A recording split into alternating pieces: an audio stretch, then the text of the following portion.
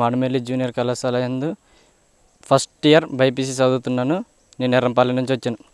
ధ్యానం అంటే శ్వాస మీద ధ్యాస. ధ్యానం చేయడం వల్ల మన మెదడులోని ఆలోచనలు శూన్యమవుతున్నాయి. శూన్యమవడం వల్ల మన చదివింది వెంటనే గుర్తుంటుంది. పాటలు కూడా తొందరగా అర్థమవుతాయి. ధ్యానం చేయడం వల్ల ప్రశాంతతను గ్రహిస్తాము. ధ్యానం చేస్తే మనకు ప్రశాంతంగా ఉంటుంది. మేము ఉదయం లేవగానే ధ్యానం చేస్తాము. మళ్ళీ సాయంత్రం పడుకునే ముందు కూడా ధ్యానం చేస్తాము.